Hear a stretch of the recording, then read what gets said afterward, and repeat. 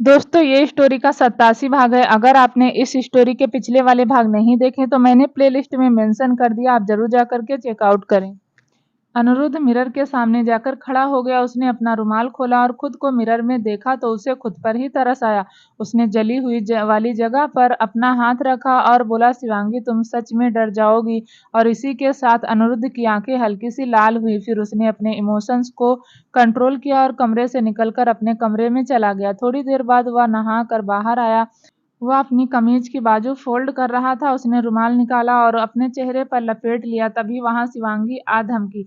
शिवांगी को देखकर अनिरुद्ध की दिल की धड़कनें बढ़ गई। शिवांगी ने इस वक्त एक फ्रॉक सूट पहना हुआ था।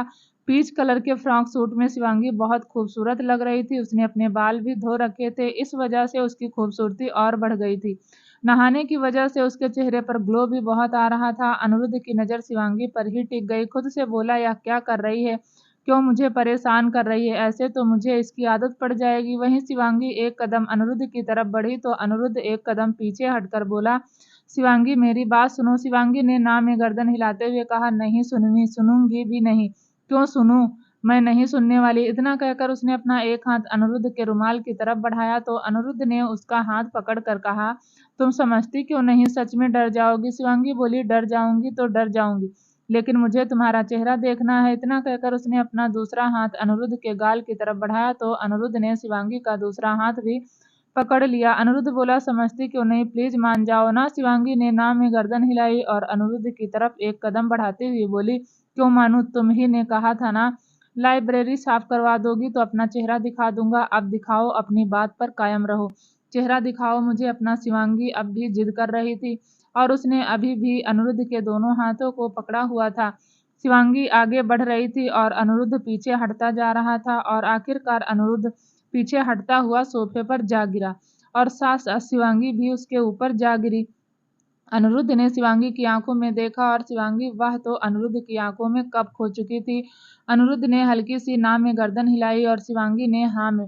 अनिरुद्ध कुछ बोलता उससे पहले ही शिवांगी दांत से अनिरुद्ध के रुमाल को हटाने की कोशिश करने लगी, लेकिन अनिरुद्ध बार बार अपना चेहरा इधर उधर घुमा लेता।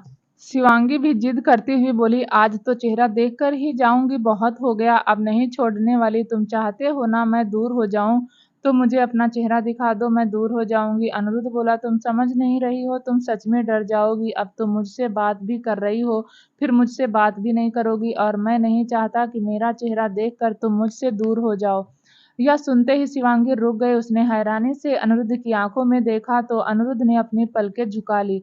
इसका साफ मतलब था कि अनिरुद्ध नहीं चाहता था कि शिवांगी उसका चेहरा देखे और डर कर उसके नजदीक आना छोड़ दे।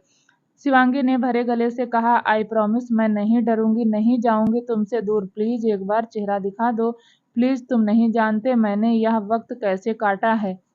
अनिरुद्ध ने शिवांगी के हाथों को छोड़ दिया और शिवांगी ने अनिरुद्ध की तरफ हाथ जोड़ लिए। इस वक्त वह अनिरुद्ध से रिक्वेस्ट कर रही थी, उसके सामने गिड़गिड़ा रही थी। अनिरुद्ध से अब देखा नहीं गया और उसने अपना रुमाल खोल दिया। शिवांगी की नजर अनिरुद्ध के चेहरे पर ही टिक गई। अनिरुद्ध ने अपनी नजरें झुका रखी थी, इंतजार कर रहा था कि कब शिवांगी चिल्लाकर उठकर भाग जाए, लेकिन ऐसा कुछ नहीं होने वाला था। शिवांगी ने कांपते हाथों से अनिरुद्ध के उसी गाल को छुआ जो बुरी तरीके से जला हुआ था और अनिरुद्ध ने जब शिवांगी की उंगलियां अपने गाल पर महसूस की तो नजर उठाकर शिवांगी को देखा। शिवांगी की आंखों में इतना पानी था कि उसे अनिरुद्ध की शक्ल भी दिखाई नहीं दे रही थी। उसने एक हाथ से जल्दी से अपने आंसू साफ किए और अनिरुद्ध के गाल को बहुत प्यार से सहलाने लगी। वह मन ही मन खुद से बोली, मेरा हैंडसम सा अनिरुद्ध कैसा हो गया। और अगले ही पल शिवांगी ने आंखें बंद की और अपने होंठ अनिरुद्ध के उसी गाल पर रख दिए जिस पर जला हुआ था और अनिरुद्ध की आंखें हैरानी से फैल गईं। उसने तो कभी नहीं सोचा था कि शिवांगी ऐसा कुछ करेगी। वही शिवांगी ने आंखें बंद की हुई थी और बस अनिरुद्ध के इस स्पर्श को महसूस कर रही थी। अनिरुद्ध अपने होश में आया और उसने शिवांगी की बाजू पकड़कर खुद से दूर किया। शिवांगी अनिरुद्ध को हैरानी से देखकर बोली, मैं डरी नहीं। अनिरुद्ध ने ना में गर्दन हिलाई, लेकिन शिवांगी ने अनिरुद्ध के हाथों को झटक दिया और उसके चेहरे को पकड़कर बहुत प्यार से बोली, बस महसूस करो, कुछ मत करो, बस महसूस करो। इतना कहकर उसने फिर से अपने होंठ अनिरुद्ध के गाल पर रख दिए जो जला हुआ था। अनिरुद्ध ने अपनी आंखें बंद कर ली। ना जाने क्यों अनिरुद्ध ने अपनी बाहें शिवांगी पर लपेट दी बिना किसी अंजाम की परवाह किए। अनिरुद्ध को कुछ समझ नहीं आ रहा था वह क्या कर रहा है। उसे नहीं पता था कि शिवांगी उसके साथ ऐसा कुछ करेगी। ऐसा लग रहा था जैसे वह भी इसी पल का इंतजार कर रहा था। शिवांगी ने जब खुद को अनिरुद्ध की बाहों में महसूस किया तो उसकी आंखें भी छलक आई। इस एहसास को पाने के लिए तो शिवांगी कब से तड़प रही थी। अनिरुद्ध के जाने के बाद शिवांगी तो जिंदा लाश की तरह जी रही थी। उसके अंदर तो जान ही तब आई थी जब उसने अनिरुद्ध को देख लिया था। उसके होंठ अब भी अनिरुद्ध के गाल पर थे। वह थोड़ा सा अनिरुद्ध से दूर हुई। अनिरुद्ध शिवांगी की आंखों में देख रहा था और अगले ही पल शिवांगी ने अनिरुद्ध को किस कर लिया और अनिरुद्ध वह हैरान हो गया। शिवांगी थोड़ा सा दूर हुई और बोली, कहा ना बस महसूस करो, बस महसूस। अनिरुद्ध कुछ नहीं बोला। ऐसा लग रहा था जैसे दीवानगी ने उसे हिप्नोटाइज कर दिया हो। एक बार फिर शिवांगी ने अनिरुद्ध को अपने प्यार का एहसास कराया। अनिरुद्ध ने भी अपनी आंखें बंद कर ली और वह भी शिवांगी के प्यार को महसूस कर रहा था। लेकिन अगले ही पल उसे ऐसा महसूस हुआ जैसे वह पहले भी शिवांगी के करीब गया हो। पहले भी उसने शिवांगी के साथ ऐसा वक्त बिताया हो और अचानक ही यह सब याद करके अनिरुद्ध के सिर में दर्द हो गया। उसने अपनी आंखें झटके से खोली और शिवांगी को जोर से धक्का दिया। शिवांगी अनिरुद्ध की गोद से सीधा जमीन पर जा गिरी। शिवांगी बहुत जोर से जमीन पर गिरी थी। उसके हाथ पर चोट भी आ गई थी। उसने हैरानी से अनिरुद्ध को देखा। अनिरुद्ध की आंखें लाल थी, सिर में दर्द हो रहा था। उसे समझ नहीं आया कि उसके साथ अभी अभी क्या हुआ। उसने शिवांगी को खुद से दूर क्यों किया, जबकि वह तो शिवांगी को महसूस कर रहा था। शिवांगी अब भी हैरानी से अनिरुद्ध को देख रही थी। अनिरुद्ध धोखे से खड़ा हुआ और बोला, मुझसे दूर रहना, समझी? अगली बार मेरे आसपास नजर आई तो मुझसे बुरा कोई नहीं होगा। इतना कहकर अनिरुद्ध ने अपना रुमाल उठाया और अपने चेहरे पर बांधा और निकल गया। वहीं शिवांगी अपनी आंखों में पानी लिए बस अपने पर ही तरस खा रही थी। फिर शिवांगी ने अपने आंसू पोंछे। कुछ देर तक अपने इमोशन से लड़ती रही और वह तभी उसकी नजर सामने आईने पर गई। आईने को देखकर शिवांगी के चेहरे पर मुस्कुराहट आ गई और वह खुद से बोली, कोई बात नहीं अनिरुद्ध, मैं भी हार नहीं मानूंगी, चाहे कुछ भी हो जाए। इतना कहकर शिवांगी भी अनिरुद्ध के कमरे से चली गई। जब वह अपने कमरे में आई तो उसके चेहरे पर बड़ी सी मुस्कुराहट थी। उसने अपनी आंखें बंद की तो उसे वह पल याद आया जब वह अनिरुद्ध के करीब थी। शिवांगी के चेहरे की मुस्कुराहट थोड़ी बड़ी हो गई। कुछ सोचकर उसने जल्दी से अपने चेहरे पर आए हुए आंसुओं को साफ किया और अपना फोन लेकर शिवा को कॉल करने लगी। एक ही रिंग में शिवा ने फोन कॉल रिसीव कर लिया। शिवांगी ने खुश होकर कहा, पापा मैंने अनिरुद्ध का चेहरा देख लिया। शिवाय के चेहरे पर भी मुस्कुराहट आ गई। वह बोला, तुम उसका चेहरा देखकर डर ही तो नहीं? शिवांगी ने कहा, कैसी बातें करते हो पापा, मैं अपने अनिरुद्ध को देखकर क्यों डरूंगी? उसका चेहरा थोड़ा सा ही तो जला है तो क्या हो गया? मेरा प्यार इतना कमजोर नहीं है उनका थोड़ा सा जले हुए चेहरे को देखकर डर जाए। पर वह सब कुछ भूल गया, मैं उसे याद दिलाऊंगी। पापा मैं आज बहुत खुश हूँ, बहुत खुश। और तभी बारिश होने लगी। शिवाय ने खिड़की के बाहर देखकर कहा, देखो तुम्हारे लिए तो भगवान भी खुश हैं। शिवांगी ने कहा, हाँ पापा, अब आप सबको बता दो कि अनिरुद्ध मिल गया, अभिमान भाई को भी। शिवाय ने हाँ कहकर फोन कट किया और शिवांगी अपने बेड पर चढ़कर कूदने लगी। हालांकि उसके हाथ में चोट थी और खून भी निकल रहा था, लेकिन आज शिवांगी को किसी बात की परवाह नहीं थी। वह बस खुश थी और बहुत खुश थी। थोड़ी देर नाचने के बाद वह पलंग से उतरी और अपने कमरे से बाहर आई। उसने आंगन में देखा तो बारिश हो रही थी। शिवांगी जल्दी से मिस्टर नायडू के केबिन में गई और उसने वहां एक सॉन्ग प्ले किया और फिर उसकी म्यूजिक में खुद ही नाचने लगी। शिवांगी नाचते नाचते आंगन में आ गई। वह खुलकर नाच रही थी। आज वह सच में बहुत खुश थी, बहुत ज्यादा खुश। और तभी सारे बच्चे अपने अपने कमरे से निकलकर शिवांगी को देखने लगे। शिवांगी ने नाचते नाचते सबको इशारा किया। पहले तो सबने ना में गर्दन हिला दी, लेकिन अगले ही पल वह भी एक एक करके शिवांगी के साथ जाकर नाचने लगे।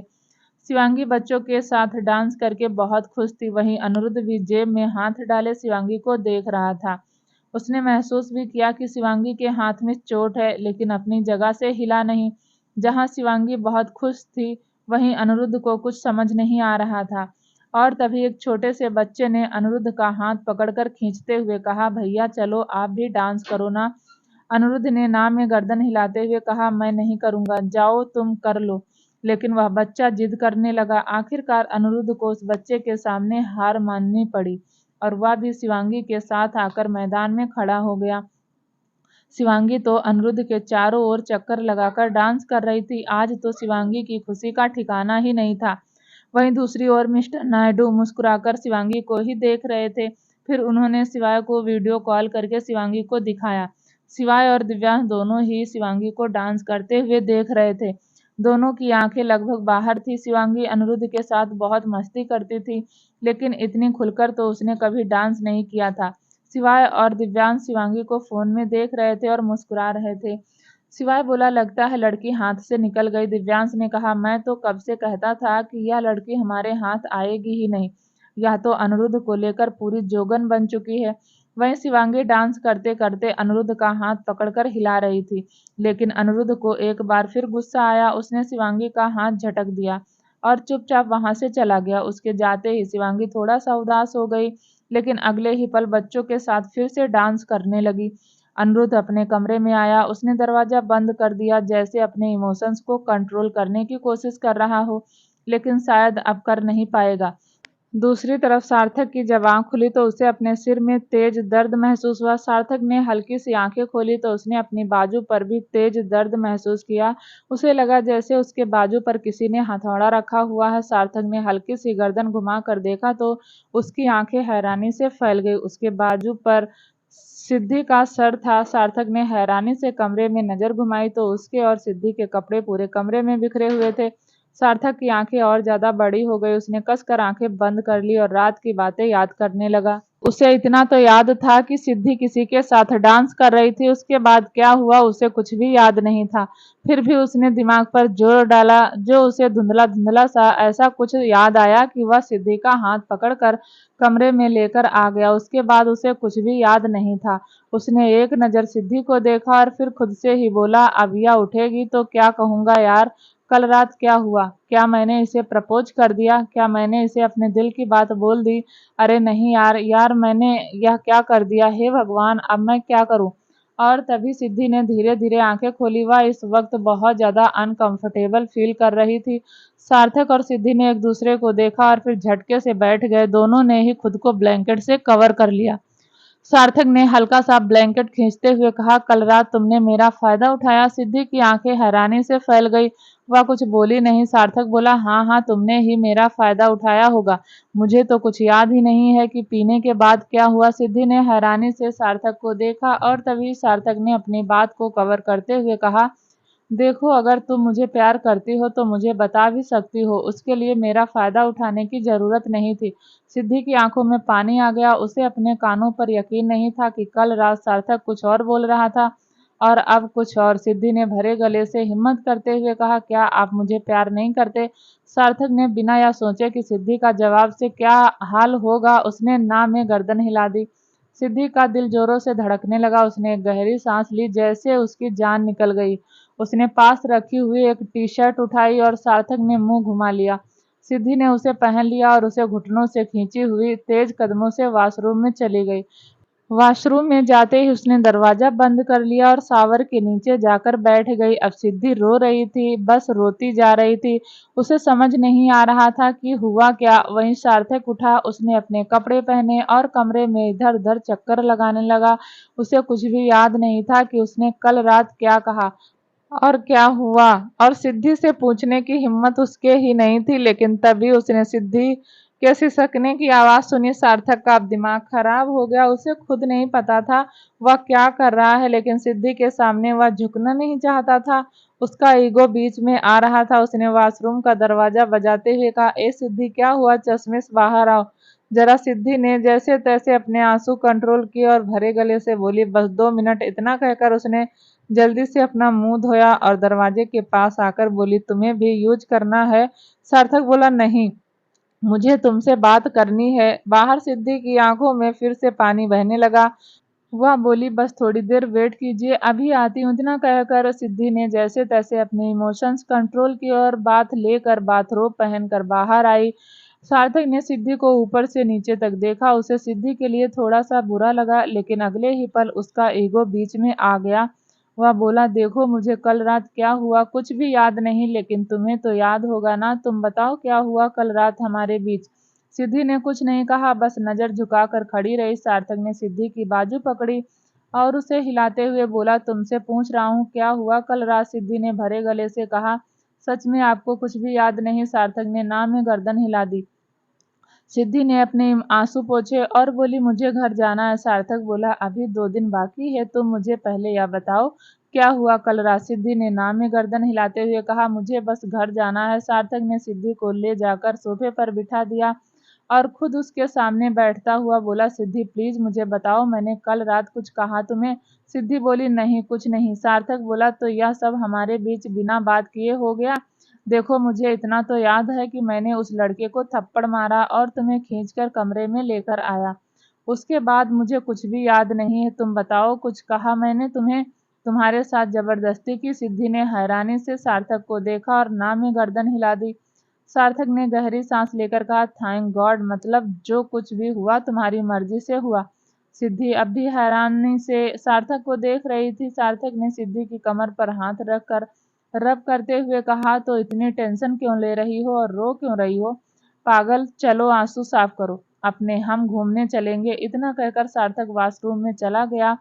लेकिन वॉशरूम में जाकर वह भी बेचैन हो गया। उसे कुछ भी याद नहीं था और सिद्धि सार्थक की बात से इतना हर्ट हो गई थी कि उसे कुछ बता नहीं रही थी। थोड़ी देर बाद सार्थक और सिद्धि दोनों ही बीच पर बैठे हुए थे। सार्थक ने सिद्धि की तरफ देखा, फिर पूछा, या चश्मिश, तुम्हारा चश्मा कहाँ है? सिद्धि ने अपने इमोशंस कंट्रोल करते हुए कहा, मेरा चश्मा टूट गया। सार्थक हंसकर बोला, कल रात को ज्यादा ही कुश्ती कर ली क्या, जो मैंने तुम्हारा चश्मा भी तोड़ दिया? सिद्धि ने कुछ नहीं कहा। वहीं सार्थक के चेहरे पर मुस्कुराहट आ गई। सार्थक ने फिर से सिद्धि का हाथ पकड़कर अपने करीब खींचा और उसे गाल पर हाथ लगाकर बोला, तुम रो क्यों रही हो? मेरे करीब नहीं आना चाहती थी, मैंने जबरदस्ती की। बताओ तो। सिद्धि ने ना में गर्दन हिला दी और तभी वहां प्रिया आ गई। प्रिया को देखकर सिद्धि के तन बदन में आग लग गई। प्रिया को वहां देखकर गुस्सा तो सार्थक को भी आ गया। उसने जानबूझकर अपना एक हाथ सिद्धि की गर्दन पर लपेटकर उसे अपने करीब किया और बोला, प्रिया तुम्हें पता है कल सिद्धि मुझे पूरी मिल गई। यह सुनकर तो प्रिया के तन बदन में आग लग गई, क्योंकि वह यही पता करने आई थी कि कल सार्थक और सिद्धि के बीच में क्या हुआ था। प्रिया ने जैसे तैसे अपने गुस्से को कंट्रोल किया। चेयर खींचकर उसके पास बैठती हुई बोली, अरे वाह, यह तो अच्छी बात है, वरना जिस तरीके से तुम इसे खींच कर लेकर गए थे, मुझे लगा तुम दोनों का बहुत झगड़ा होगा और सिद्धि तुम्हें तलाक दे देगी। पर मैं मानती हूँ सिद्धि तलाक नहीं देगी। देगी भी क्यों? सिद्धि का आगे पीछे कोई है ही नहीं। जो कुछ भी है वह रजौत फैमिली ही है। और वैसे भी तुम्हारे जैसा अमीर हैंडसम रिच लड़का सिद्धि को कहाँ मिलेगा? यह सुनकर सिद्धि की आंखों में हल्का सा पानी आया और सार्थक की आंखों में गुस्सा हुआ। बोला, प्रिया तुम्हें नहीं लगता कि तुम कभी कभी कुछ ज्यादा ही बोल जाती हो? या तुमसे किसने कहा कि सिद्धि का कोई नहीं है? सिद्धि का वेदांत जैसा भाई है, वामिका जैसी भाभी है, 2 माँ और 2 पापा हैं सिद्धि के, और हाँ, मेरे जैसा फ्रेंड और हस्बैंड। अब तुम प्लीज यहाँ से चली जाओ, मुझे और मेरी सिद्धि को डिस्टर्ब मत करो। इतना कहकर उसने सिद्धि के गाल पर किस कर लिया ताकि वह प्रिया को जला सके। प्रिया ने भी अपनी मुट्ठी कसकर बंद कर ली और दांत दिखाते हुए बोली, अरे तुम तो बुरा मान गए। वह क्या है ना, मेरी आदत है बिना फिल्टर के बोल देती हूँ, लेकिन मैं तुम दोनों के लिए खुश हूँ, बहुत खुश। सार्थक बोला, तो फिर इस खुशी को कहीं और जाकर सेलिब्रेट करो, मुझे और सिद्धि को डिस्टर्ब मत करो। प्रिया गुस्से में उठी और वहां से चली गई। उसके जाते ही सार्थक ने सिद्धि को देखकर कहा, इसकी बातों का बुरा मत माना करो, यह पागल है। सिद्धि ने कुछ नहीं कहा, बस सार्थक को देखती रही। उसके दिल में भी दर्द था। एक तो पहले ही सार्थक खुलकर बात नहीं कर रहा था, ऊपर से प्रिया का वक्त बेवक्त उन दोनों के बीच में आना सिद्धि को अच्छा नहीं लग रहा था। और तभी बीच पर किसी की चिल्लाने की आवाज आई, बचाओ सार्थक, बचाओ। सार्थक ने बीच की तरफ देखा तो वहां प्रिया पानी में डूब रही थी। सार्थक की आंखें हैरानी से फैल गई। उसने आसपास देखा तो कोई नहीं था। सार्थक ने जल्दी से चेयर से खड़ा हुआ और भागता हुआ पानी में गया और उसने पानी में छलांग लगा दी। और यह देखकर सिद्धि एकदम से सुन्न हो गई।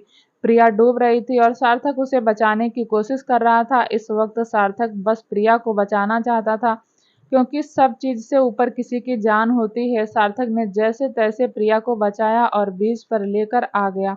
उसने प्रिया को लिटाया और उसके पेट को दबाया तो उसके मुंह से बहुत सारा पानी आया। सार्थक ने एक बार फिर प्रिया के पेट को दबाया, उसने फिर से पानी की उल्टी की और यह सारा नजारा देखकर सिद्धि तो उसकी आंखें नम हो चुकी थी। सार्थक ने प्रिया के गालों को थपथपाते हुए कहा, प्रिया प्रिया आंखें खोलो, प्रिया आंखें खोलो। लेकिन प्रिया आंख नहीं खोल रही थी। सार्थक ने प्रिया के हाथों को पकड़ा और उसे रगड़ने लगा। उसने फिर से प्रिया के गाल को थपथपाते हुए कहा, प्रिया आंखें खोलो, प्रिया आंखें खोलो। लेकिन प्रिया आंख नहीं खोल रही थी। इस वक्त सार्थक को डर लग रहा था और यह सारा नजारा सिद्धि अपनी नम आंखों से देख रही थी। उसे समझ नहीं आ रहा था कि सार्थक कब सही है और कब गलत है, सार्थक कब सच बोलता है और कब झूठ बोलता है। इस वक्त तो सिद्धि को ऐसा लग रहा था जैसे अगर प्रिया को होश नहीं आया तो सार्थक जीते जी मर जाएगा। वहीं सार्थक को टेंशन हो गई थी कि कहीं प्रिया को कुछ ना हो जाए। आखिर वह अपने माँ बाप की इकलौती औलाद थी। सार्थक ने आसपास नजर घुमाई और एक आदमी को देखकर चिल्लाते हुए कहा, कॉल द एम्बुलेंस।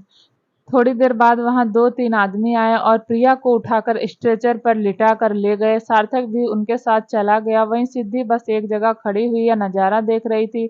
उसकी तो जान निकल चुकी थी। सिद्धि ने 2 सालों तक सार्थक के साथ रही थी, लेकिन उसे इतना दर्द तो कभी नहीं हुआ था, क्योंकि वह दोनों एक दूसरे से दूरी बनाए रखते थे। लेकिन कल रात से सिद्धि को बहुत फर्क पड़ रहा था।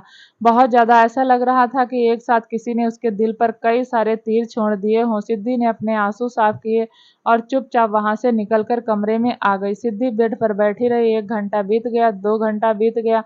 सिद्धि के ना तो आंसू आ रहे थे, ना ही वह रिएक्ट कर रही थी। चुपचाप एक जगह सिमटी हुई सी बैठी थी। और तभी दरवाजा खुला। सिद्धि ने दरवाजे की तरफ देखा तो सार्थक खड़ा था। सार्थक अंदर आया और बोला, पागल को तैरना आता नहीं है और स्विमिंग करने चल दी थी। टाइम से हॉस्पिटल लेकर नहीं जाता तो मर जाती। फिलहाल वह ठीक है। इतना कहकर वह सिद्धि के पास बैठ गया। सिद्धि की आंखों के सामने बस वही नजारा चल रहा था जब सार्थक प्रिया को जगाने की कोशिश कर रहा था, उसकी फिक्र कर रहा था। सार्थक ने सिद्धि के कंधे पर अपना कंधा मारते हुए कहा, जलन हो रही है प्रिया से। इतना कहकर वह पीछे की तरफ लेट गया और बोला, सिद्धि आज कहीं घूमने नहीं चलते, कमरे में ही रेस्ट करते हैं। वैसे भी इस प्रिया ने मूड खराब कर दिया। इतना कहकर उसने सिद्धि की बाजू पकड़ी ताकि अपने पास लिटा सके, लेकिन सिद्धि जैसे बैठी थी वैसे ही बैठी रही। सार्थक को अब लगा शायद सिद्धि बहुत ज्यादा सीरियस हो गई है। वह बेड से उठकर सिद्धि के सामने गया और बोला, कोई प्रॉब्लम है? चश्मिश कुछ हुआ है क्या? मेरी तरफ देखो। सिद्धि ने बिना किसी भाव के सार्थक की तरफ देखा और बोली, मुझे डिवोर्स चाहिए। यह सुनकर सार्थक की तो जैसे जान ही निकल गई। वह बोला, पागल हो गई हो? होश में तो हो, क्या कह रही हो? सिद्धि खड़ी हुई, उसने अपने आंसू पोंछे और बोली, मुझे डिवोर्स चाहिए, मैं अब तुम्हारे साथ नहीं रह सकती, मुझे डिवोर्स चाहिए, मतलब चाहिए। सार्थक ने सिद्धि को समझाते हुए कहा, चश्मिश, क्या मैं प्रिया को मरने देता? और रही बात कि मरने देता, तो तुम्हारे अंदर इतनी क्रूरता कैसी होगी कि तुम किसी को मरते हुए देख लो? मैं नहीं देख सकता। बेशक वह मुझे इरिटेट करती थी, बेशक वह मेरा आगे पीछे घूमती थी, लेकिन इसका मतलब यह नहीं कि वह मर रही है और मैं उसे मरने दूं। समझी? डिवोर्स तो नहीं मिलेगा, यह बात अपने इस छोटे से भेजे में बिठा लो। इतना कहकर सार्थक ने सिद्धि को झटक दिया। सिद्धि ने अब कुछ नहीं कहा, आसपास नजर घुमाई और अपना फोन उठाया। सार्थक भी जाकर गुस्से में बालकनी में खड़ा हो गया। अपने फोन पर किसी से कहा, वेदांत भाई मुझे डिवोर्स चाहिए। यह सुनकर सार्थक, जो कि बालकनी में खड़ा था, वह अंदर आया और उसने झटके से सिद्धि के हाथ से फोन ले लिया और फोन कट करके कहा, सिद्धि मेरा दिमाग मत खराब करो, ऐसा ना हो कि मेरे हाथों कुछ हो जाए। मेरे और तुम्हारे बीच में वेदांत कहाँ से आ गया? सिद्धि बोली, क्योंकि वेदांत भैया ने मुझे कहा था कि मैं तुमसे शादी करूं, नहीं करती। मैं तुम्हारे साथ शादी में नहीं रहना चाहती, मुझे तुम्हारे साथ डिवोर्स चाहिए। मुझे नहीं रहना। रजावत हाउस में इतना बड़ा दिल नहीं है मैं अपने आंखों के सामने अपने पति की रंगरेलियां देखूं। नहीं होता मुझसे, अब बहुत हो गया। नहीं करते प्यार तो नहीं आते। कल रात मेरे नजदीक क्यों आए? कल तो कह रहे थे कि मुझे बहुत प्यार करते हो, मेरे बिना मर जाओगे। मुझसे कहते थे कि एक तरफ मुझे प्यार करते हो, सुबह उठते ही पूछा तो कह रहे थे कि नहीं, मुझे प्यार नहीं करते। अगर मुझे प्यार ही नहीं करते तो मेरे साथ रह क्यों रहे हो? मुझे कुछ नहीं पता, मुझे डिवोर्स चाहिए वरना मैं पागल हो जाऊंगी। सार्थक अब कुछ देर के लिए अपनी जगह पर जम गया। उसे समझ आ रहा था कि उसके जवाब ने सिद्धि को अंदर तक हिला दिया है। सार्थक ने एक हाथ बहुत प्यार से सिद्धि की बाजू पर लगाया तो सिद्धि ने झटकते हुए कहा ना मुझसे दूर रहो, मुझे डिवोर्स चाहिए। कल रात जो हुआ मैं बुरा सपना समझकर भूल जाऊंगी। इससे ज्यादा मेरे अंदर हिम्मत नहीं है। मैं सच कहती हूँ सार्थक, अगर मेरे नजदीक आए, मुझे कुछ भी कहा तो मैं इसी बालकनी से कूद जाऊंगी। सार्थक हैरानी से सिद्धि को देख रहा था। पिछले लगभग 1.5 साल से वह लोग शादीशुदा थे, एक ही कमरे में रहते थे और 2.5 साल से तो वह एक साथ रहते थे, एक ही घर में। लेकिन सिद्धि ने कभी ऐसे व्यवहार नहीं किया। वह ज्यादा नहीं बोलती थी, बस हाँ और ना में जवाब देती थी, बाकी अपनी पढ़ाई पर ध्यान रखती थी। लेकिन आज तो सिद्धि इतना बोल गई जितना उसने सारी जिंदगी में नहीं बोला होगा। सार्थक हैरानी से सिद्धि को देख रहा था और इतने में सार्थक के हाथ में जो फोन था वह रिंग करने लगा। सार्थक ने फोन देखा तो वेदांत का कॉल था। सार्थक को समझ आ रहा था वह वेदांत को क्या जवाब दे, क्योंकि वेदांत अच्छे से जानता था कि सार्थक सिद्धि को पसंद करता है, तो फिर उसके बीच में यार डिवोर्स कहाँ से आ गया। सिद्धि ने जल्दी से सार्थक के हाथ से फोन लिया और रिसीव करके कहा, वेदांत भाई मुझे डिवोर्स चाहिए, मैं इस इंसान के साथ नहीं रह सकती, बहुत हो गया। अगर आप लोगों ने मुझे फिर से समझाने की कोशिश की तो मैं सच कहती हूँ सुसाइड कर लूंगी। मुझे नहीं रहना इस इंसान के साथ, मुझे घर वापस आना है, कुछ भी कीजिए मुझे घर वापस आना है। वेदांत ने बहुत प्यार से पूछा, सिद्धि पहले रिलैक्स हो जाओ, पानी पी लो, मुझे आराम से बताओ क्या हुआ। सिद्धि अब जोर जोर से रोने लगी। उसने कुछ बोला नहीं। सार्थक हैरानी से सिद्धि को देख रहा था और समझ भी रहा था कि पिछले इतने ही महीनों से सिद्धि थोड़ा थोड़ा दर्द अपने सीने में समेट कर जी रही है और आज उससे दर्द सहा नहीं गया तो वह एक साथ बाहर आ गया। वहीं वेदांत ने जब सिद्धि को रोते हुए सुना तो बोला, सिद्धि हुआ क्या है? अच्छा तुम रोना बंद करो, मैं तुम्हें वापस बुलाने का इंतजाम करता हूँ, लेकिन तुम रोना बंद करो। सिद्धि सुलगते हुए बोली, प्लीज भाई मुझे बुला लो, मुझे इस इंसान की शक्ल नहीं देखनी, इस इंसान के साथ नहीं रहना, प्लीज भाई मुझे बुला लो, वरना मैं कुछ कर लूंगी। वेदांत बोला, हाँ ठीक है, तुम पहले रोना बंद करो, रोना बंद करो और सार्थक को फोन दो। सिद्धि ने जैसे तैसे अपने आंसू पोंछे और फोन सार्थक की ओर बढ़ा दिया। अब सार्थक के हाथ कांप गए। उसे खुद नहीं पता था वह वेदांत को क्या कहेगा। उसे नहीं पता था कि उसके शरारती भरे अंदाज की वजह से सिद्धि इतनी हर्ट हो जाएगी। सार्थक ने फोन कान पर लगाया तो वेदांत ने गुस्से में कहा, तू घर आजा, तुझे मैं बताता हूँ। बहुत बचपना करता है ना, बहुत समझदार है तू। उस मासूम सी बच्ची का दिल दुखा दिया। वह प्रिया तेरे आगे पीछे घूमती रहती है और तू उसे दूर नहीं करता। देख ले उस प्रिया ने तेरे और सिद्धि के बीच में क्या कर दिया। मेरा दिमाग बहुत खराब है सार्थक, इसलिए बेहतर होगा कि तू सिद्धि से दूरी बना ले, बाकी की बातें यहाँ आकर होंगी। और खबरदार अगर तुमने सिद्धि को कुछ भी कहा, वरना मैं खुद वहां आ जाऊंगा, समझा तू। सार्थक ने धीरे से कहा, भाई मेरी बात तो सुनो। वेदांत गुस्से में बोला, नहीं सुननी, तुम्हारी बात नहीं सुननी। सुना तूने, शुक्र मना कि मैंने सॉरी भाई से तेरी शिकायत नहीं की, वरना तू जानता है अपने पापा को कैसे। वह सार्थक बोला, प्लीज भाई पापा को कुछ मत बताना। वेदांत ने कहा, पहले मुझे तो पता चले कि आखिर तुम दोनों के बीच में हो क्या रहा है। इतना कहकर वेदांत ने फोन कट कर दिया।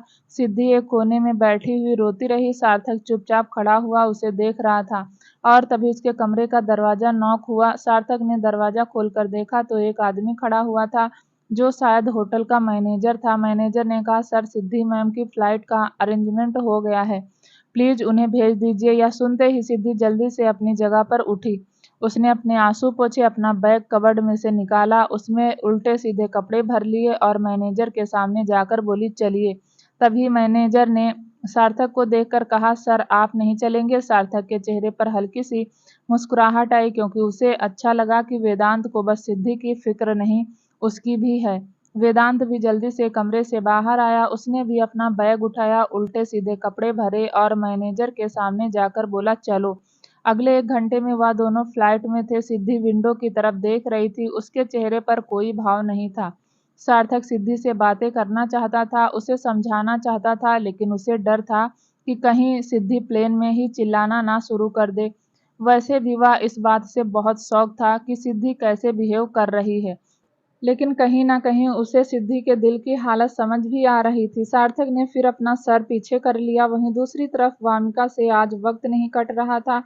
क्योंकि आज वेदांत बिजनेस ट्रिप से वापस आने वाला था। किचन में वेदांत के लिए खाना बना रही थी और तभी सांझ किचन में आई और बोली, वामिका तुम किचन में। वामिका के चेहरे पर हल्की सी मुस्कुराहट आई। उसने पलट कर सांझ को देखा और बोली, भाभी आज वेदांत वापस आ रहे हैं ना, इसलिए उन्हीं के लिए खाना बना रहे हैं।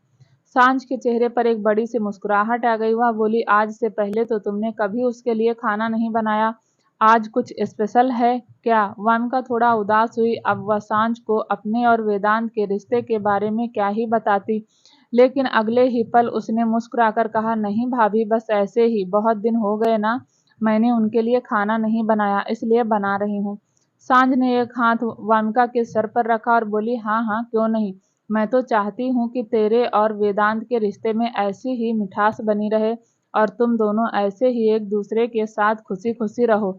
सांझ अपनी बात बोलकर वहां से चली गई। वहीं वामिका ने सारा खाना बना लिया और फिर टाइम देखा और फिर बोली, आने ही वाले होंगे, जल्दी से तैयार हो जाती हूँ।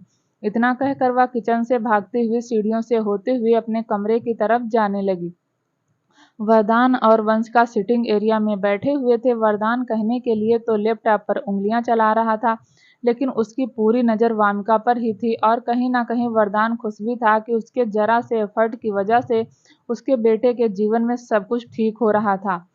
तभी वंशिका, जो अपना मोबाइल चला रही थी, बोली, रजावत साहब, डेविड की एक और फैक्ट्री जल गई। यह सुनकर वरदान के चेहरे पर मुस्कुराहट आ गई। वह बोला, जल गई, क्या कर सकते हैं। वंशिका बोली, फिर भी नुकसान तो हो गया डेविड का। वरदान बोला, तुम क्यों इतनी टेंशन ले रही हो, डेविड ने कौन से अच्छे कर्म करके दौलत बनाई है, अब कर्म तो वापस आते ही हैं, इसलिए तो कहता हूँ अच्छे अच्छे कर्म करने चाहिए, ताकि भगवान जब हमारे कर्मों की गणना करें तो हमें अगला जीवन अच्छा मिले। वामिका अपने कमरे में थी। उसने पूरा कमरा फैला रखा था। उसे समझ नहीं आ रहा था वह कौन सी ड्रेस पहने।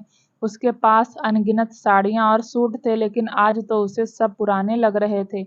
आज तो उसकी हालत बिल्कुल वेदांत जैसी थी। वेदांत ने भी एक बार अपना कमरा ऐसे ही फैला दिया था, जब वह वामिका के साथ पार्टी में गया था, और आज वही हालत वामिका की थी। उसने भी पूरा कमरा फैला रखा था, जबकि उसे नहीं पता था वेदांत उसके साथ कैसा बिहेव करेगा, लेकिन वह अपने रिश्ते को समझाने की कोशिश करने वाली थी। कुछ सोचकर उसने लाइट येलो कलर की साड़ी निकाली और उसे मिरर में देखकर खुद से लगाई और बोली, हाँ, यह साड़ी अच्छी लग रही है, इसे पहन लेती हूँ, वेदांत इम्प्रेस हो जाएंगे। बस अब बहुत हुआ, अब मुझे अपने रिश्ते के बारे में सोचना चाहिए। वह गलत नहीं थे, मुझे ही मिसअंडरस्टैंडिंग हो गई थी। इतना कहकर वामिका उस साड़ी को लेकर वॉशरूम में चली गई। थोड़ी देर बाद वह तैयार होकर बाहर आई। उसने अपने बाल बनाए, माथे पर स्टोन की बिंदी लगाई, होठों पर हल्की सी लिपस्टिक और हाथों में थोड़ी थोड़ी चूड़ियां पहन ली। आज वामिका खुद में ही शर्मा रही थी। उसे आज वक्त काटे नहीं कटता था। तैयार होने के बाद वह इधर उधर चक्कर लगाने लगी। उसने टाइम देखा तो वेदांत के आने का वक्त हो गया था। वह कमरे से निकलकर बाहर गई। उसने हल्का सा झांक कर देखा तो वरदान और वंश का सिटिंग एरिया में नहीं थे। वामिका सीढ़ियों से होती हुई नीचे आई और उसने एक नौकर से पूछा, मम्मी पापा कहाँ गए? वह नौकर बोला, रजावत साहब और मैडम तो शौर्य भैया और सांझ भाभी के साथ अनाथ आश्रम में चले गए। वामिका हैरानी से बोली, क्यों, अनाथ आश्रम में क्या हुआ है? नौकर ने कहा, वहाँ हादसा हो गया, अनाथ आश्रम के जो हेड थे उन्हें हार्ट अटैक आया है। वामिका बोली, अच्छा, मुझे बताकर नहीं गए? नौकर ने कहा, उन्होंने मुझे कहा था कि मैं आपको बता दूं। वामिका बोली, अच्छा, कोई बात नहीं, तुम जाओ, अपना काम कर लो। इतना कहकर वह वामिका सिटिंग एरिया में बैठ गई, लेकिन आज तो उससे बैठा भी नहीं जा रहा था। वह खड़ी हुई और इधर उधर चक्कर लगाने लगी। आखिरकार वेदांत अभी तक नहीं आया। उसने अपना फोन लिया और वेदांत को कॉल किया, लेकिन वेदांत ने कॉल रिसीव नहीं किया। अब तो वामिका को और ज्यादा घबराहट होने लगी। वह वक्त देख कर बोली, अब तक तो उनकी फ्लाइट लैंड हो गई होगी, उन्हें तो आ जाना चाहिए, अभी तक आए क्यों नहीं? इतना कहकर उसने फिर से वेदांत को कॉल किया, लेकिन एक बार फिर उसे निराशा हाथ लगी। वामिका इधर उधर चक्कर लगाने लगी। उसे कुछ समझ नहीं आ रहा था कि हो क्या रहा है। निराशा के साथ साथ उसकी बेचैनी बढ़ती जा रही थी। बस वह एक बार वेदांत को अपनी आंखों के सामने देखना चाहती थी। वामिका से वक्त कट नहीं रहा था। वह बार बार घड़ी देखती, बार बार अपना मोबाइल देखती, लेकिन अभी तक ना तो वेदांत ने वामिका को कॉल किया था, ना ही कोई मैसेज, और ना ही वामिका का कॉल रिसीव किया था। वामिका ने अनगिनत मैसेज वेदांत को कर दिए थे, लेकिन एक भी मैसेज सीन नहीं हुआ था। वामिका को अब घबराहट होने लगी। उसकी आंखों में हल्का सा पानी आ गया। उसे ऐसा लग रहा था कि शायद उसका रिश्ता ठीक होगा ही नहीं। वेदांत की फ्लाइट लैंड हुई। 4 घंटे हो गए थे, लेकिन अभी तक वेदांत आया नहीं था। धीरे धीरे शाम हो गई, शाम से रात हो गई। 7 बज गए थे, लेकिन अभी तक वेदांत नहीं आया। वामिका की आंखों से अब आंसू टपकने लगे। वह चुपचाप सोफे पर जाकर बैठ गई और तभी घर का मेन गेट खुला। वामिका ने दरवाजे की तरफ देखकर कहा, वेदांत। सामने वेदांत ही खड़ा था, लेकिन उसके साथ सिद्धि का हाथ पकड़ा हुआ था और यह देखकर वामिका थोड़ा सा हैरान हो गई। वेदांत वामिका को देखकर मुस्कुराया नहीं, सिद्धि को लेकर घर के अंदर दाखिल हुआ। पीछे पीछे सार्थक भी आ गया था। वामिका हैरानी से वेदांत को देख रही थी। फिर वह सिद्धि को देखकर बोली, तुम 2 दिन पहले आ गई। वामिका ने इतना ही कहा था कि सिद्धि से अपने आंसू कंट्रोल नहीं हुए और उसने भागकर वामिका को गले लगा लिया और वह जोर जोर से रोने लगी। वामिका को समझ नहीं आया कि आखिर हुआ क्या। उसने अपनी पकड़ सिद्धि पर बनाते हुए कहा, सिद्धि हुआ क्या, रो क्यों रही हो? सिद्धि सुबक रही थी। फिर उसने भरे गले से लड़खड़ाते हुए जुबान में कहा, मुझे डाइवोर्स चाहिए। यह सुनकर वामिका की आंखें हैरानी से फैल गई। उसने वेदांत को देखा। वेदांत ने अपनी नजरें झुका ली। फिर उसने सार्थक को देखा। सार्थक चुपचाप आकर सोफे पर बैठ गया। वहीं सिद्धि का रोना तो बढ़ता ही जा रहा था। थोड़ी देर पहले वामिका बहुत खुश थी, वेदांत आएगा और उसके और वेदांत के बीच में सब कुछ ठीक हो जाएगा। लेकिन उनके बीच में तो बाद में ठीक होता, उससे पहले ही सार्थक और सिद्धि के बीच में इतनी बड़ी प्रॉब्लम आ चुकी थी। वामिका ने सिद्धि को खुद से दूर किया, उसके आंसू पोंछे और बोली, डिवोर्स क्यों चाहिए, क्या हुआ है? सिद्धि ने कहा, हमारा इस फैमिली पर बहुत एहसान है ना, इसलिए यह लोग जो डिसाइड करते हैं हम मान लेते हैं। लेकिन अब नहीं, मुझे नहीं रहना सार्थक के साथ। हम वापस अपने घर चलते हैं। वही ठीक था, कम से कम वहाँ हमारे इमोशंस के साथ कोई खेलता तो नहीं था। यह सुनकर वामिका थोड़ा सा हैरान हुई। इतने में वेदांत बोला, ऐसा नहीं कहते, यहाँ भी सब तुम्हारे अपने ही हैं। सिद्धि ने पलट कर वेदांत को देखा और बोली, प्लीज भाई, मुझे डिवोर्स चाहिए, हाथ जोड़कर कहती हूँ, मुझे डिवोर्स चाहिए, मुझे नहीं रहना सार्थक के साथ। सार्थक को थोड़ा सा गुस्सा आ गया, क्योंकि वह पिछले 6-7 घंटे से बहुत परेशान था। इतनी लंबी फ्लाइट लेकर आया था और ऊपर से सिद्धि एक ही बात पर अटकी हुई थी। वह खड़ा हुआ और बोला, कह दिया ना, नहीं मिलेगा डिवोर्स, नहीं मिलेगा मतलब नहीं मिलेगा। वामिका हैरान हो गई। उसने सिद्धि को देखकर कहा, आखिर हुआ क्या है, मुझे बताओ तो, शादी करना डिवोर्स लेना कोई खेल है क्या? मजाक है क्या कि तुमने कहा डिवोर्स चाहिए और डिवोर्स हो जाएगा? पहले मुझे बताओ क्या हुआ है। सिद्धि रोते हुए बोली, सार्थक और मेरे बीच में कुछ भी नहीं है, कुछ भी नहीं, वह प्रिया से प्यार करते हैं। यह सुनकर वामिका ने हैरानी से सार्थक को देखा तो सार्थक गुस्से में बोला, इसका दिमाग खराब हो गया है, पागल हो गई है, या इसका इलाज कराओ। मुझे नहीं पता था कि एक पागल लड़की से मैं शादी कर रहा हूँ।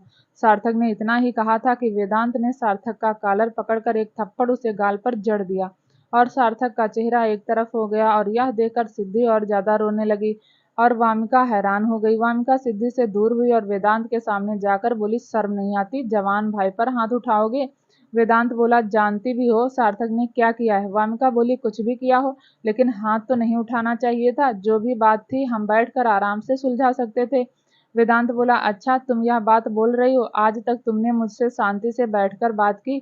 आज तक तुमने मुझसे खुलकर बात की नहीं ना? तो फिर किस मुंह से यह बात बोल रही हो? और रही बात डाइवोर्स की, कि अगर सिद्धि इससे डिवोर्स चाहती है तो डिवोर्स होकर रहेगा, समझी तुम? और समझा लेना अपने इस देवर को भी। वामिका ने हल्का सा पलट कर सार्थक को देखा तो सार्थक भी गुस्से में बोला, पड़ गई सिद्धि के कलेजे में ठंडक मार दिया, मेरे भाई ने मुझे थप्पड़, खुश हो गई।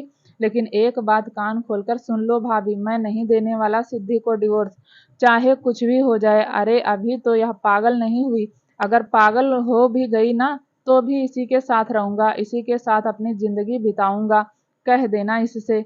इतना कहकर सार्थक वहां से जाने लगा तो वेदांत चिल्लाते हुए बोला, सार्थक मेरा दिमाग मत खराब कर, जब तेरी शादी सिद्धि से हुई थी तो तूने वादा किया था कि तू सिद्धि को खुश रखेगा। यह देख क्या हालत बना दी तूने सिद्धि की।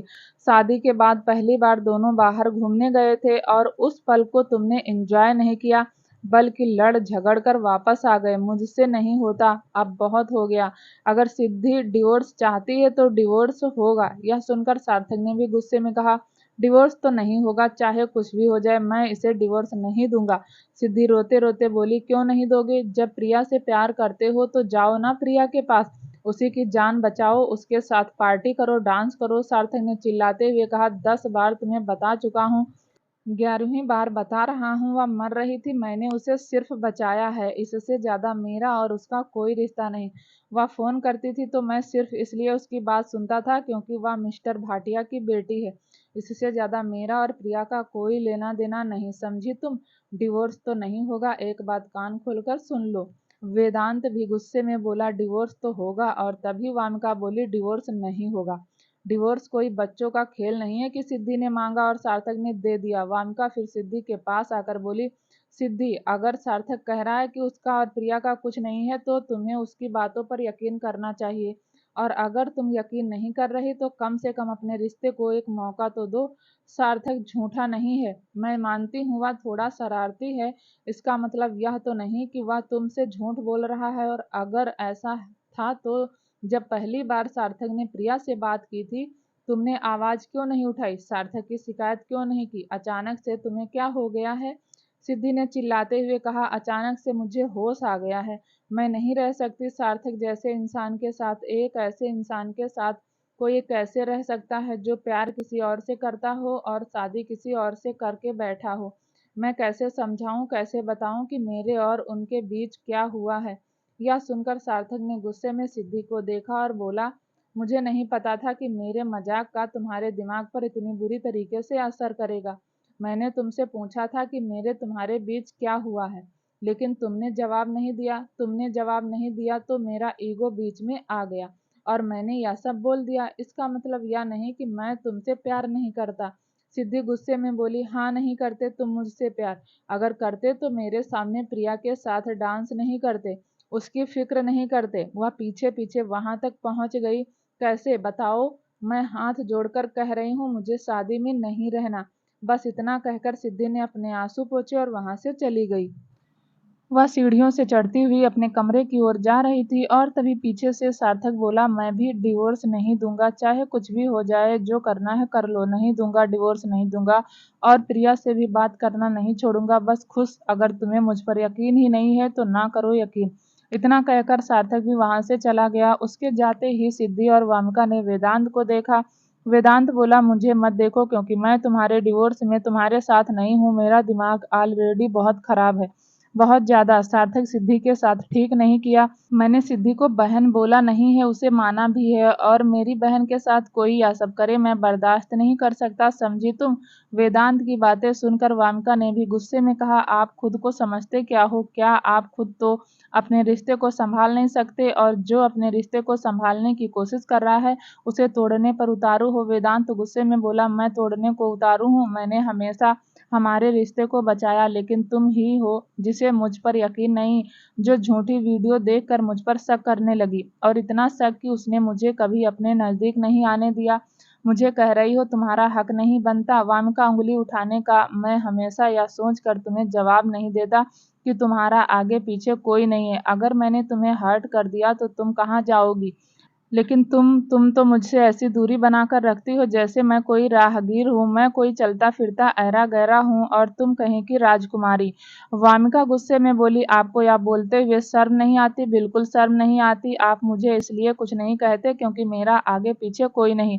मैं यहाँ खुद से नहीं आई थी, आप जबरदस्ती लेकर आए थे। अपने हाथ जोड़कर मुझसे प्रार्थना की थी कि मैं यहाँ हूँ, इसलिए मैं यहाँ थी। सुबह से आपका इंतजार कर रही हूँ, यह सोचकर कि हमारे बीच कुछ ठीक होगा, लेकिन लगता है मेरी किस्मत ही खराब है।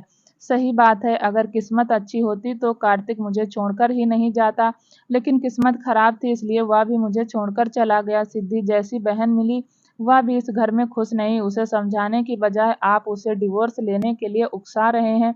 वेदांत बोला, अगर उन दोनों में नहीं बनती तो डाइवोर्स ही ठीक है। वामिका बोली, फिर तो हमारा डिवोर्स बहुत पहले हो जाना चाहिए था, बनती तो हमारे बीच भी नहीं थी। आपका जब मन करता था आप मुझे सुना कर चले जाते थे, शादी की पहली रात ही आपने मुझे इतना कुछ सुना दिया, शर्म नहीं आई?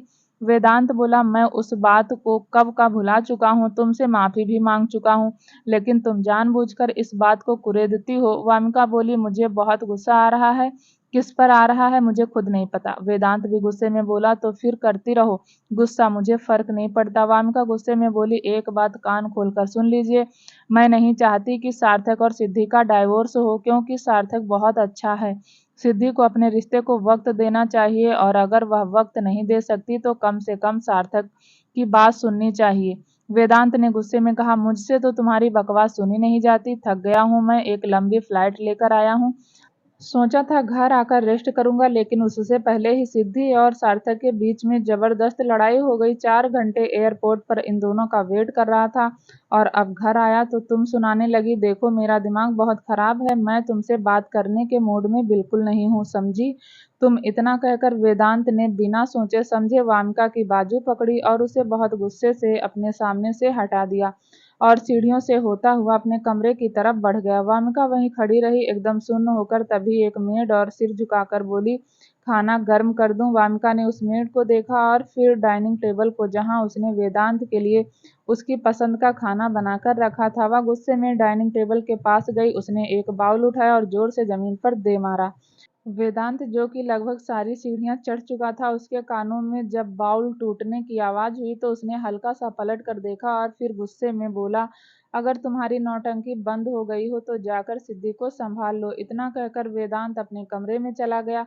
वहीं वामिका ने पलट कर वेदांत को देखा, उसकी आंखें झरना बन चुकी थी। उसने अपने आंसू पोंछे और खुद से बोली, आज फैसला हो ही जाए, मुझे नहीं रहना इस इंसान के साथ, एक ऐसे इंसान के साथ जो बिल्कुल मुझे नहीं समझता, एक ऐसे इंसान के साथ जो मुझे अपने एहसानों तले दबाकर रखना चाहता है। इतना कहकर वामिका ने अपनी साड़ी की प्लेट उठाई और तेज कदमों से सीढ़ियों से होते हुए सीधा कमरे की ओर चली गई। वहीं वेदांत जब कमरे में आया तो उसने एक भीनी भीनी सी खुशबू महसूस की। वेदांत का दिल जोरों से धड़कने लगा। वह कुछ समझ पाता उससे पहले ही उसने अपनी बाजू पर वामिका का हाथ महसूस किया। वामिका ने गुस्से में वेदांत की बाजू पकड़कर अपनी तरफ घुमाया और गुस्से में बोली, मुझे भी डिवोर्स चाहिए, मैं नहीं रह सकती तुम्हारे साथ, मुझे डाइवोर्स दो, मुझे घर से जाना है। वेदांत ने दांत पीसते हुए कहा, दिमाग मत खराब करो वामिका, जाकर सिद्धि को संभालो, उसे तुम्हारी जरूरत है। वामिका गुस्से में बोली, मुझे नहीं संभालना किसी को, मैं खुद को संभालने की हालत में नहीं हूँ तो उसे क्या संभालूंगी। मुझे डाइवोर्स चाहिए, उसके बाद तुम्हारा जो मन करता है तुम करो, मुझे नहीं रहना तुम्हारे जैसे इंसान के साथ। क्यों रहूं मैं, तुमने मुझे इतने बड़े बड़े सपने दिखाए और उसके बाद यहाँ लेकर आ गए, अपने एहसानों तले दबा दिया। बस बहुत हुआ, अगर सार्थक सिद्धि का डिवोर्स होगा तो मेरा और तुम्हारा भी होगा।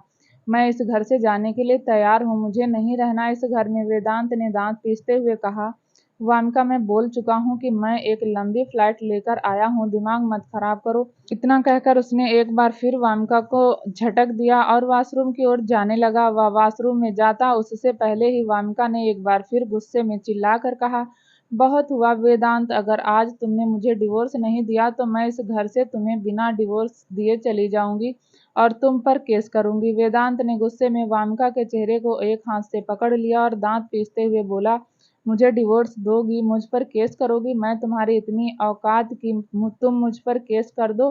मैं जितना तुम्हारे सामने झुकता हूँ तुम उतना ही मेरे सिर पर चढ़कर नाचती हो। वामिका, मैं सच कह रहा हूँ, मैं आज बहुत गुस्से में हूँ, बहुत ज्यादा गुस्से में हूँ, कहीं ऐसा ना हो कि मेरे हाथ से कुछ गलत हो जाए।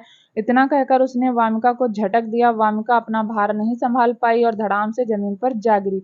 अगले ही पल उसने पलट कर वेदांत को देखा और बोली, नहीं रहना, मुझे तुम्हारे साथ नहीं रहना, नहीं रहना। मैं अपने कार्तिक की यादों में ही ठीक थी, लेकिन तुम मुझे कार्तिक की यादों से बाहर लेकर आए। तुम्हारी वजह से मैं कार्तिक को भूल गई, तुम्हारे साथ आगे की जिंदगी के सपने देखने लगी, लेकिन तुमने तो मुझे हर पल हर वक्त जलील किया, मुझे बेइज्जत किया, मुझे इंसल्ट किया। वामिका की आंखों में आंसू थे।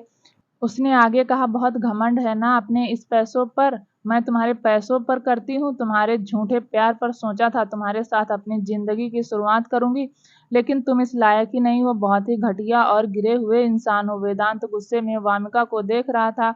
वामिका उठ चुकी थी, वेदांत की तरफ बढ़ते हुए गुस्से में भरे गले से बोली, अब और नहीं सहूंगी, अब नहीं होता मुझसे, बहुत हो गया, सही कहा सिद्धि ने। हम दोनों बहनें वहीं ठीक थी जहां हमें कोई सपने नहीं दिखाता था, लेकिन यहाँ आकर तो हमें सोने के पिंजरे में बंद कर दिया गया। अब नहीं रहना तुम्हारे साथ, नहीं रह सकती मैं।